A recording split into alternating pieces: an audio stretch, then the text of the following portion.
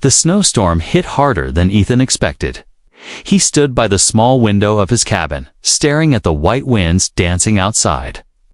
The remote planet, Aurealis 3, was cold, lonely, and dangerous. But Ethan had chosen this job repairing and maintaining outpost machines for the mining company. He liked silence. He liked peace. And no one else came this far into the ice. Then something moved. At first, Ethan thought it was his mind playing tricks. A shadow crawling in the snow. He wiped the foggy glass and looked again. There it was. A tall figure crawling, struggling to move through the thick snow. It was not human. Its shape was long arms, wide shoulders, fur covering its body. Ethan grabbed his coat, boots, and a small stun blaster. He opened the heavy metal door, wind slapping his face. "Hey," he shouted, walking into the snow. The figure didn't answer. It collapsed fully now, face down in the ice. Ethan reached it and flipped the body over. It was an alien. Female, covered in thick gray fur, with a face that looked like a mix of a wolf and a woman. Her eyes were closed, lips cracked, breathing shallow. Blood dark blue leaked from her side. "Damn," Ethan muttered. "What are you doing out here?" She didn't answer. She was barely alive. Without thinking more, Ethan picked her up. She was heavier than she looked. He struggled through the wind, dragging her body back to the cabin. Once inside, he closed the door and laid her on the floor. The heat slowly wrapped around them. Ethan checked her wounds. A deep cut on her side. Something sharp had torn through her flesh. She was freezing too. Her hands were shaking, even unconscious. He cleaned the wound, bandaged it with what little supplies he had, then looked at the problem. Only one bed, one blanket, and no med-pod. She wouldn't survive the night on the floor. "Don't make me regret this," Ethan said, lifting her again. He placed her gently on his bed and pulled the blanket over her. Still, her body shivered. He sighed, then climbed into the bed from the other side. It was a strange moment. A human man and a wolf alien, lying inches apart. She was injured, weak, maybe dying, but there was something soft in her expression. Her breathing slowed. Her shaking stopped. Ethan kept his blaster close. He didn't sleep much, but sometime in the middle of the night, he felt her move.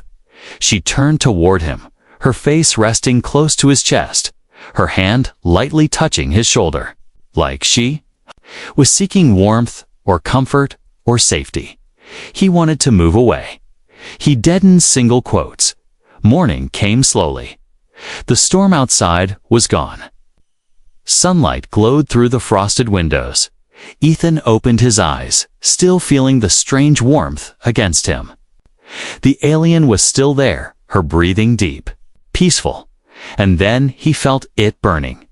A sharp sting on his shoulder. He pulled away, lifting his shirt. A mark was glowing on his skin. A strange pattern, almost tribal, glowing faintly blue. It pulsed like it was alive. What the? Then her eyes opened. Bright, golden, focused, awake. "You carry my mark," she said in a deep, rough voice. Ethan froze. "I didn't do anything," he said. She sat up slowly. Her wound still bled, but she looked stronger now. Her eyes didn't leave his. "You shared your warmth. You gave me your space. You protected me," she said. "I was weak. My body chose. You? What does that mean?" She didn't answer right away. Her gaze softened, almost sad. "You are bonded now," she whispered. "You are my mate." Ethan stared at her, his mind spinning. He had shared his bed with a dying alien stranger. And now, somehow, he was marked as her mate. This wasn't peace anymore. This was something else, something dangerous, something deep. Ethan sat at the edge of the bed, holding his shirt away from his shoulder. The glowing mark still pulsed softly on his skin. It felt warm, alive. The alien sat across from him, now awake and alert. Her golden eyes watched him closely. He finally spoke. "What does this mark really mean?" She touched her chest with one hand, then pointed to his shoulder. "Lupin bonding. It happens when a female is near death and a protector gives warmth. Safety. The body makes the choice, not always the mind." Ethan frowned. "So, this is like an accident?" The alien tilted her head. "No, this is instinct, old magic. From before space travel, it cannot be undone." She stood slowly, wincing as her wound pulled tight. Ethan moved forward, trying to help, but she raised her hand to stop him. "I'm called Vela," she said softly. "I am a hunter of the Grey Claw Pack." Ethan nodded, still confused. "I'm Ethan, human. Just an engineer. I fix machines. I don't do this whole mate thing." Vela's eyes flickered with amusement. "You slept beside me. You let me touch your chest. The bond sealed while you dreamed." Ethan's ears turned red. "I didn't mean anything by it. I was just being kind." Vela stepped closer. "In my culture, kindness is rare. That's why it means so much."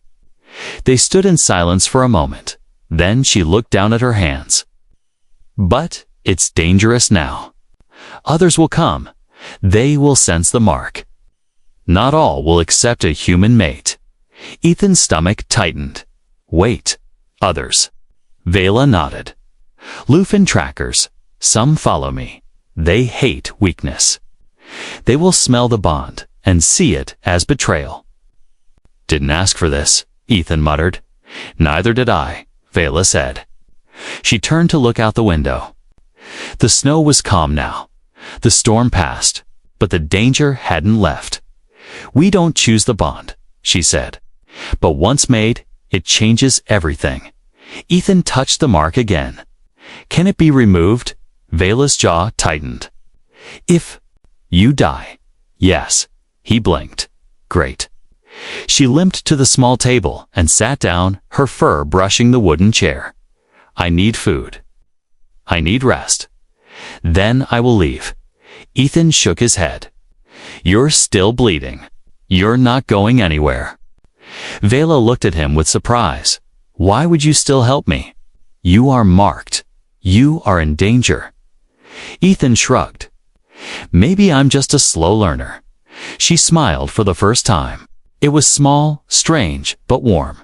They shared a quiet breakfast, dried meat, rehydrated vegetables, and old tea. Vela ate like she hadn't seen food in days. She tried not to growl. But Ethan noticed her sharp teeth and how her ears twitched when she heard distant sounds.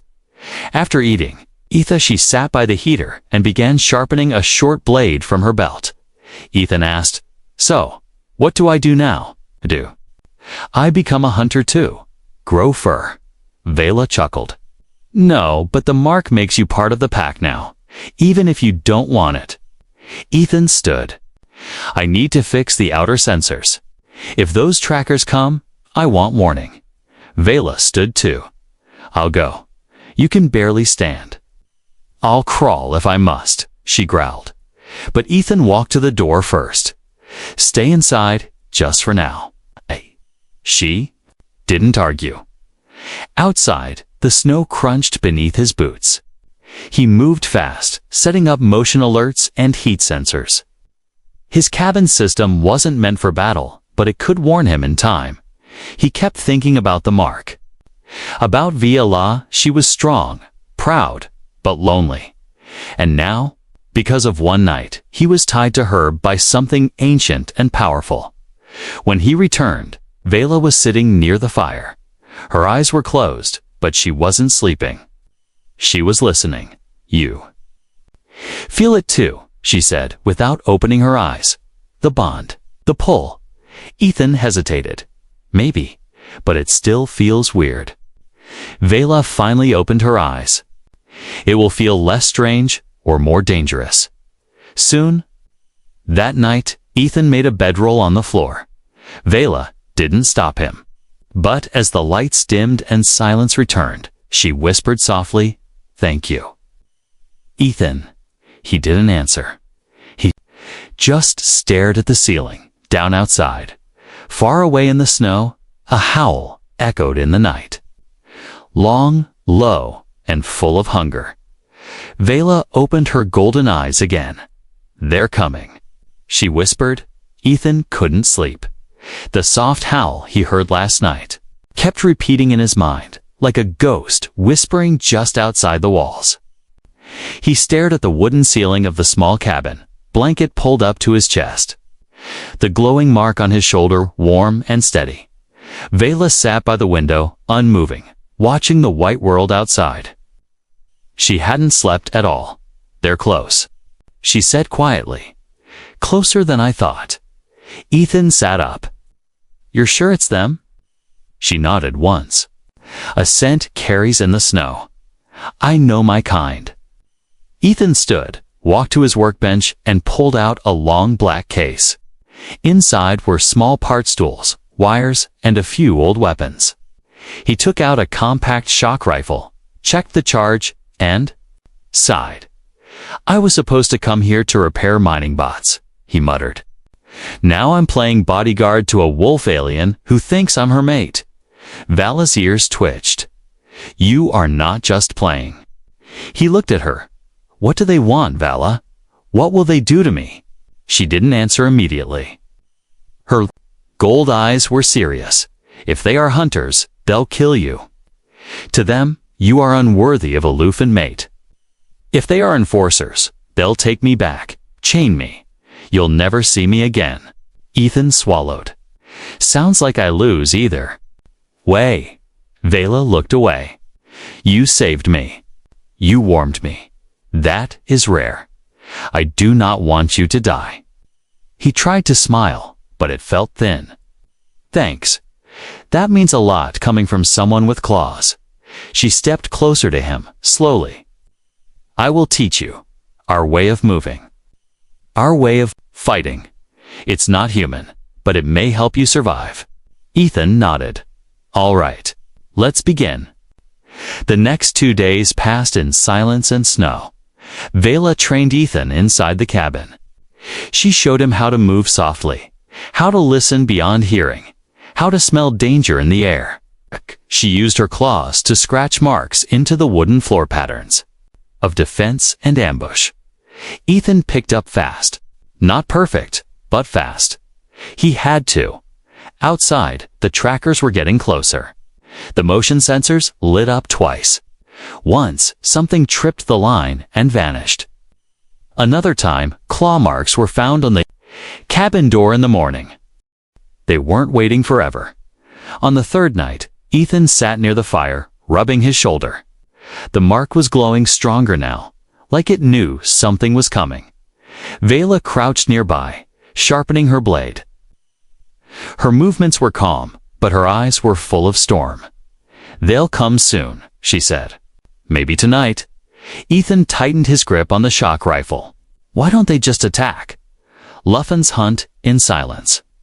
They test, they wait, they want fear, they want weakness. He stood. Then let's not give them what they want. Vala stood too.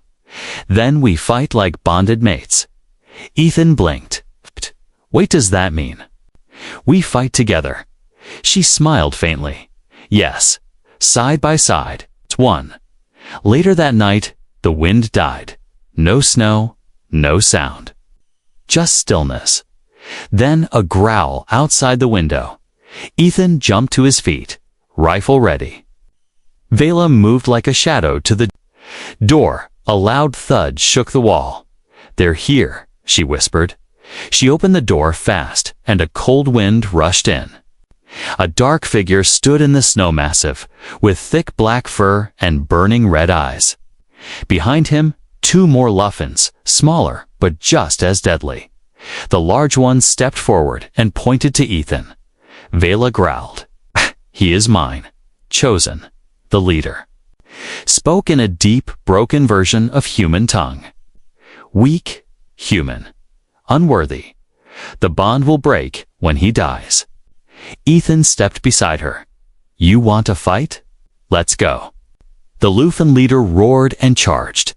Vela met him mid-air, claws clashing with claws, teeth flashing. The other two ran toward Ethan. Ethan fired his rifle. Blue lightning struck one in the chest. The Lufin screamed and dropped. The second leaped toward him, but Ethan rolled aside, grabbed a steel rod, and smashed it into the beast's jaw. Vela and the leader fought like wild storms, spinning and tearing into each other. Blood spilled on the snow. Ethan ducked a swing and stabbed the rod deep into the second attacker's side. The creature howled and collapsed. Vela was pinned now, the leader's claws around her throat.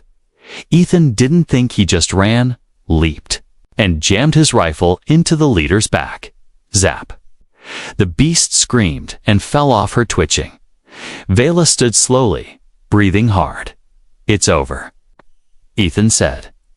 She looked at him, her eyes wide. No, it's just begun.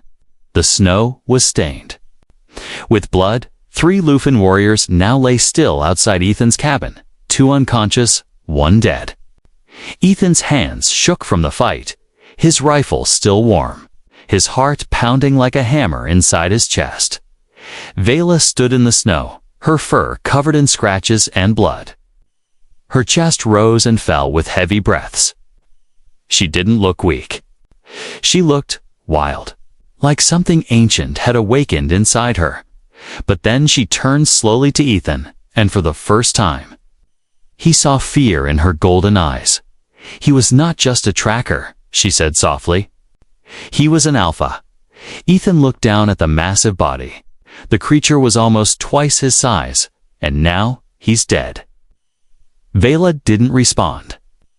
Instead, she dropped to one knee beside the fallen warrior and pressed her clawed hand against his chest. What are you doing? Ethan asked, confused. She looked up. There's a code, an old one. When an alpha dies in combat, the one who helped defeat him can claim his rank, but it must be shown. It must be challenged. Ethan blinked. Are you saying? I'm the alpha now. Vela stood, blood dripping from her claws. You defeated the alpha's body. The bond on your shoulder is proof of your claim. Others will come, and they will challenge you. Ethan sighed.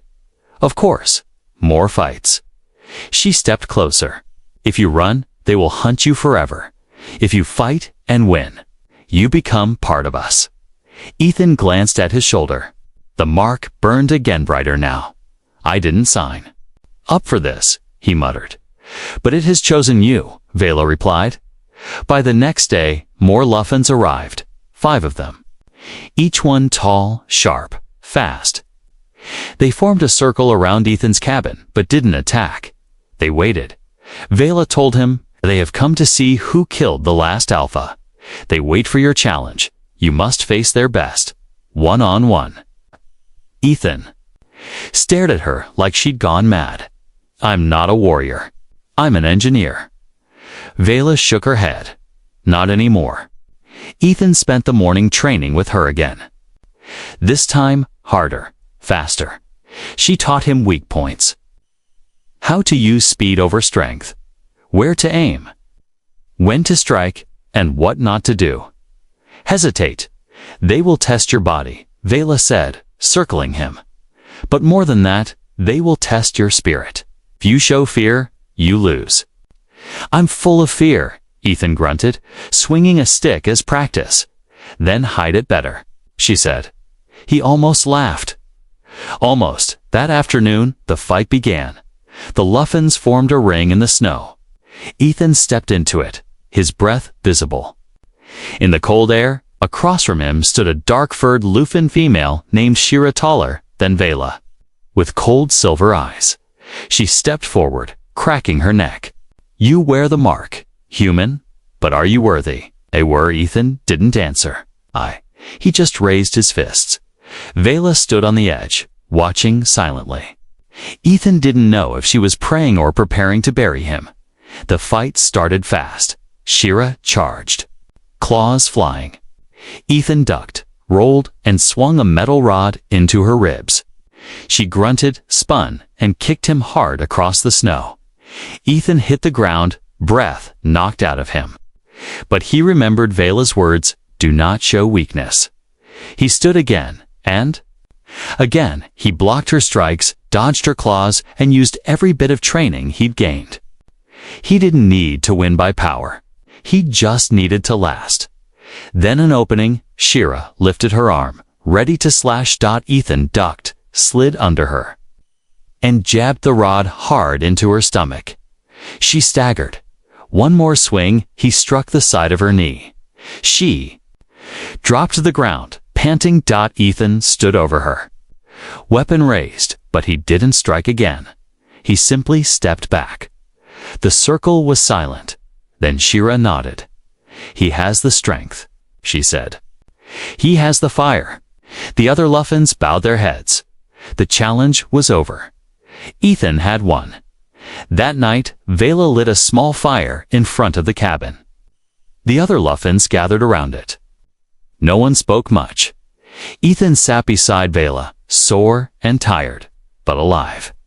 "So, I'm alpha now?" he asked. Vela looked at him, eyes shining. "Yes, you are." He chuckled dryly. "What does that mean?" "It means they follow you now," she said. "They protect you. They hunt with you. You are part of the pack." Ethan stared into the flames. "I was just trying to survive a snowstorm," he whispered. Vela smiled. "And now, you lead warriors."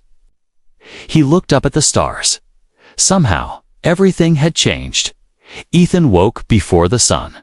His body ached from the challenge, bruises blooming across his chest and back, like dark flowers. His shoulder still burned with the Luffen mark, but it wasn't painful, it was alive. It pulsed like a heartbeat, like it was proud.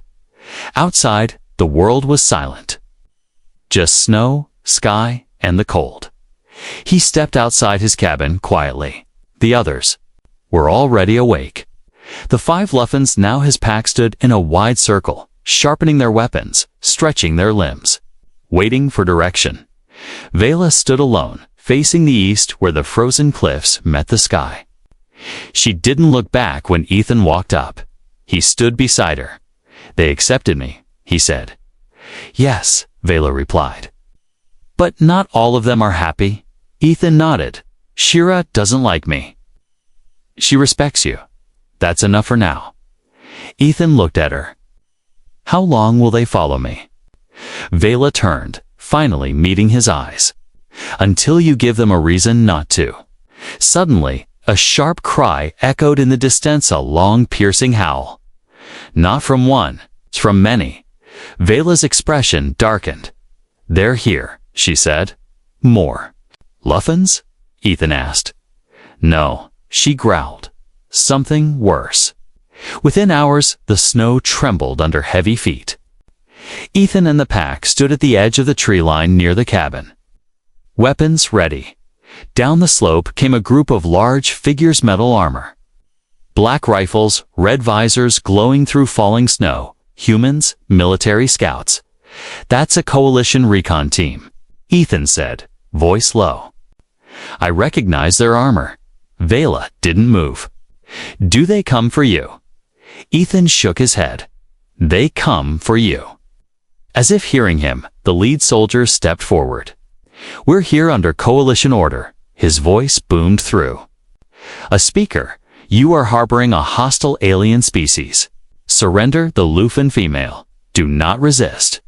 Ethan stepped forward, heart racing. "She's not a threat. She was wounded. I helped her. She's not your enemy." The soldier lifted his rifle. "She marked you. You are compromised." One of the other soldiers whispered, "Orders are to capture her alive or eliminate." Vela growled beside Ethan, her claws extended. "They will take me. They will tear me from you." Ethan looked at her, looked no longer a stranger, No longer just an alien. She was part of him now. He wasn't going to give her up. He raised his rifle. You want her? Atuv, come through me.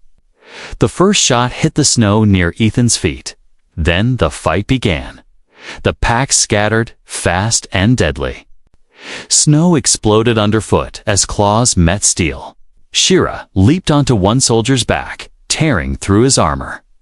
Another Lufin tackled two scouts at once, roaring with fury. Ethan fired his shock rifle, hitting one in the chest. Sparks flew. The soldier dropped. Vela spun through the fight like a storm, her blade flashing in the white haze. Blood sprayed. The snow-red and blue dot. Ethan ducked behind a boulder and reloaded, heart pounding. This wasn't a simple fight. It was a war now. One of the soldiers aimed straight at Vela. Ethan didn't think. He ran, tackled the shooter from the side, the two of them crashing into the snow. The soldier reached for his blade. Ethan struck him in the face with the butt of his weapon once, twice until the red visor cracked. The man didn't get up. Again, by the time the sun peeked over the cliffs, the battlefield was quiet. 6 soldiers lay on the snow, their blood turning it to slush. 3 of the Lufins were injured. One was dead, his body lying still, face turned to the stars. Shira limped toward Ethan. You fought like one of us. I didn't want this, Ethan whispered, staring at the fallen. But you didn't run, she said. You stayed. That is what matters. Vela stood beside him now. Her fur was soaked in blood, not all of it hers. She pressed a hand gently to his chest. They came for me, she said softly, and you stood your ground. He looked into her eyes, told. I don't leave people behind. She leaned in closer, her forehead pressing gently to his. It was a Lufin gesture, a sign of loyalty, of closeness, of something deeper. You carry more than the mark now, she whispered. You carry our blood. That night, they buried the dead in silence. Ethan dug with frozen hands. The snow was hard, the pain in his arms didn't stop him. The others helped, without words. Later, around the fire, no one spoke of the battle, but something had changed. Ethan was no longer just marked. He was bound by blood, by choice, by the ice they all now stood upon, and far above. The stars blinked quietly, watching the man who had shared a bed with a wolf alien, and who now shared her war. The storm had passed, but something colder had taken its place: silence. The battle was over, the soldiers gone or buried. Yet the air still carried the weight of blood, fire, and choices that couldn't be undone. Ethan sat alone outside the cabin, his body wrapped in a heavy cloak, steam rising from the cup in his hands. The glowing Lufin mark on his shoulder still pulsed, stronger now, like it had fed on his courage. Vela approached from behind, her footsteps soft in the snow. You haven't slept, she said. Didn't want to, Ethan answered. I keep hearing the gunfire in my head. Vela crouched beside him. You fought for me, for all of us. You carry their respect now. And mine. Ethan looked at her. I didn't do it for respect. I know, she whispered. That's why. It matters. He turned to her. What happens now, Vela? I'm not just a mechanic anymore. I'm something else, and I don't know what that is. She stood and held out her clawed hand. Then let's find out together. They gathered the next day. The pack circled. Around Ethan and Vela, the dead had been honored. The wounded had been tended. Now it was time to decide what came next. Vela stepped into the center of the circle. Our Alpha has proven himself in blood, she said. He carries the mark. And now, the memory of battle. But he is not one of us by birth. His soul must still be claimed. Ethan stepped forward. What does that mean? It means we bond fully, she said. By ritual, by choice. You become my mate, not just by mark, but by spirit. Ethan felt the weight of her words settle on his chest. A full Lufin bond meant something deeper, permanent, irreversible. Do I have a choice? He asked softly. Yes, Vela said. But if you walk away, the pack may follow you no longer.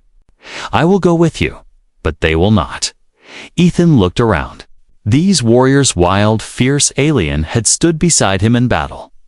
He had bled with them, fought for them, and for her. His eyes met hers. I won't run, he said. If I'm yours, then I'm all in.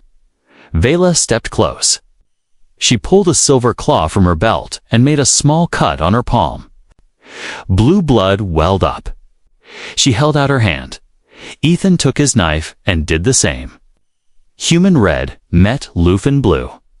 They pressed their palms together. The snow around them glowed faintly. The mark on Ethan's shoulder flared like fire. Then Vela leaned forward and gently pressed her forehead to his. A spark passed between them, soft, electric, real. The pack howled in unison. The bond was sealed. That night, Ethan and Vela sat close by the fire, shoulders touching. He no longer flinched when she brushed against him. Her scent was now familiar. Her heartbeat, a rhythm beside his own. I don't feel human anymore, Ethan said quietly. Vela smiled. You feel Lufin? He looked at her. Is that what this is? My becoming like you? She shook her head. No, you are still you. But you are not alone anymore. Ethan sighed. Back on Earth, I was nothing. Just a guy fixing broken things. No one listened to me. No one cared. Vela's voice was soft. Now, you lead. He turned to her. Why me? She was quiet for a moment. Then she said, because you gave without asking. You protected without knowing. And you stayed when you could have run. He smiled. You're not so scary, you know? Vela bared her sharp teeth in a playful snarl. You're not so weak, either. They laughed, soft, tired, but real. In the distance, the stars blinked quietly over the snowy plains. Somewhere out there, more soldiers would come. More battles would rise. But for now, the fire was warm. And the bond was strong. Later that night, as the fire burned low, Ethan lay beside Vela inside the cabin. Her body curled beside his, her hand resting over his chest. He whispered, Are we really mates now? She whispered back, You already were. The moment you didn't let me die. Outside, the wind howled, but this time, it sounded like a song. Ethan closed his eyes, knowing sleep would finally come. Not alone. Not anymore. 3 days passed. The snow had stopped falling, but the silence that followed felt heavier. The small cabin, once a lonely outpost, was now surrounded by life. The Lufin pack had made shelters around it, simple and strong, like wolves, building dens, and Ethan, once just an engineer, was now alpha. He didn't feel like one. He stood on a ridge just beyond the tree line, watching the sky. The air was still. His mark, once a gentle glow, now pulsed steadily with quiet power. Footsteps approached from behind, soft, slow. VAE. You're thinking again, she said gently. Ethan smiled. Always. She stood beside him, her fur brushing his arm. What now? He asked. We won the fight. The pack follows me. But the coalition will come back. And next time, it won't be a scout team. Vela looked at him. Then we will stand again, together. He looked into her golden eyes. I can't ask your people to die for me. You didn't ask, she replied. You led. You stayed. That's why they follow. A long silence passed between them. Then Ethan said, We can't stay hidden forever. Sooner or later, they'll send more ships. Bigger ones. Vela nodded. Then we must show them who we are. Later that day, Ethan sent a message. Using old Cum's tech, he built a transmitter. Patched into a hidden satellite left behind years ago. The message was simple, honest, and dangerous. This is Ethan Ross, former engineer, now Alpha of the Lufin Pack on Aurealis 3. You sent soldiers to take someone I saved. You tried to silence us. We fought back. We are not your test subjects. We are not your enemies. We are free. Come again, and you will not find prey. You will find warriors. He hit send. Vela stood behind him, silent. You just painted a target on your back, she said. Ethan smiled. On our back. 2 nights later, the answer came. A ship appeared in the sky, huge. Dark, silent. It hovered for hours above the mountain. No weapons fired. No soldiers dropped. Then a single pod landed in the clearing near the cabin. Ethan approached with Vela beside him and the pack behind. The pod opened. A woman stepped out, human, middle-aged, sharp eyes, clean uniform. She raised her hands. I'm not here to fight. Ethan stepped forward. Then say what you came to say. She looked around. We received your message. You have made your position clear. Very few stand against us like that. I'm not standing alone, Ethan said. She nodded. I see that. Which is why I came with a different offer. Ethan raised a brow. Offer. Freedom, she said. We will mark this region as off-limits. No more soldiers, no experiments. No captures. In return, you remain here. You don't spread. Vela growled softly. You want us to stay? Caged in snow, the woman turned to her. I want to stop a war before it starts. Ethan stepped closer. You want silence? But we won't be quiet anymore. The woman smiled faintly. Then make noise. But stay alive.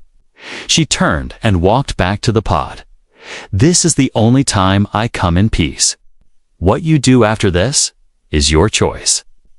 The pod rose and disappeared. Ethan watched it go. That night around the fire, the pack sat quietly. Ethan stood, looking at their tired but proud faces. They offered peace, he said. With rules, with chains. The pack growled. Ethan looked to Vela, who stood slowly. We won't hide, she said. We won't be small. Ethan raised his voice. We will build. We will protect. We will live our way as free people, not human. Not Lufin. Something new. Something stronger. The pack howled in agreement. That night, under the stars. Ethan and Vela stood alone again on the ridge. You chose to stay, she whispered. He took her hand. I didn't stay for the pack. I stayed for you. She leaned into him. Then? You are not just Alpha. What am I then? He asked softly. She smiled. You are mine. Ethan pulled her close. The cold wind moved around them, but it couldn't touch the warmth between them. Bound by blood, by fire, by choice. A human and a Wolfalian warrior, now something more. And above them, the stars watched in silence. As a new kind of love and a new kind of world was born in the snow.